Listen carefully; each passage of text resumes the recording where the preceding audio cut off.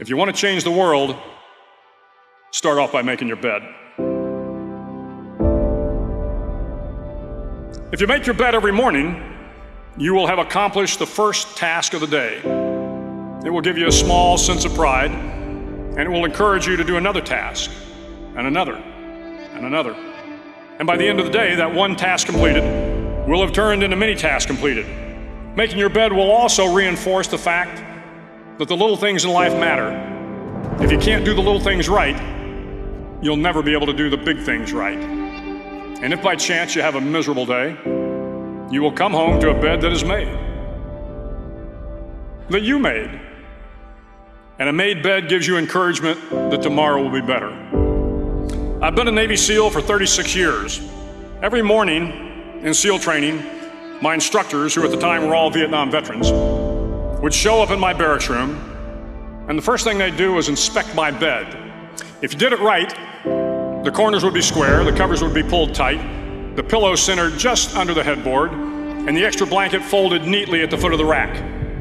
It was a simple task, mundane at best, but every morning we were required to make our bed to perfection.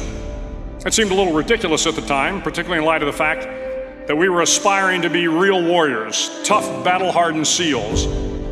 But the wisdom of this simple act has been proven to me many times over. It matters not whether you ever served a day in uniform. It matters not your gender, your ethnic or religious background, your orientation, or your social status. Our struggles in this world are similar, and the lessons to overcome those struggles and to move forward, changing ourselves and changing the world around us, will apply equally to all. If you think it's hard to change the lives of 10 people, change their lives forever, you're wrong. I saw it happen every day in Iraq and Afghanistan. But changing the world can happen anywhere, and anyone can do it. So what starts here can indeed change the world. You will likely fail often. It will be painful. It will be discouraging. At times, it will test you to your very core.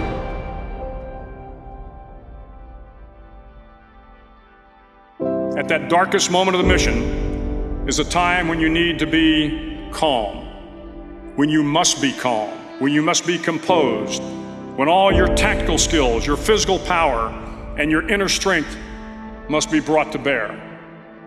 If you want to change the world, you must be your very best in the darkest moments.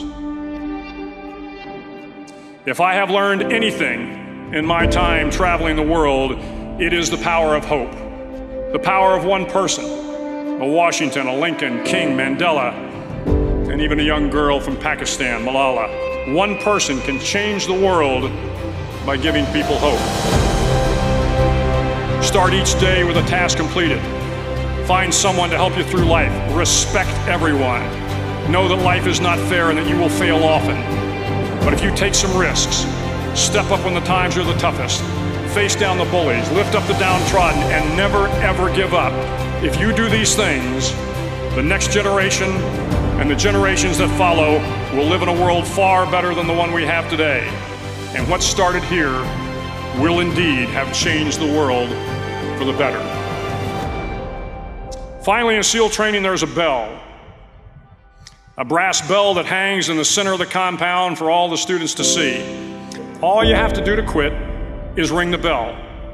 Ring the bell, and you no longer have to wake up at 5 o'clock. Ring the bell, and you no longer have to be in the freezing cold swims.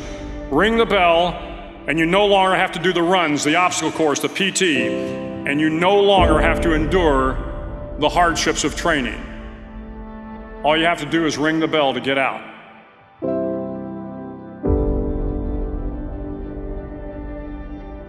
If you want to change the world, don't ever, ever ring the bell.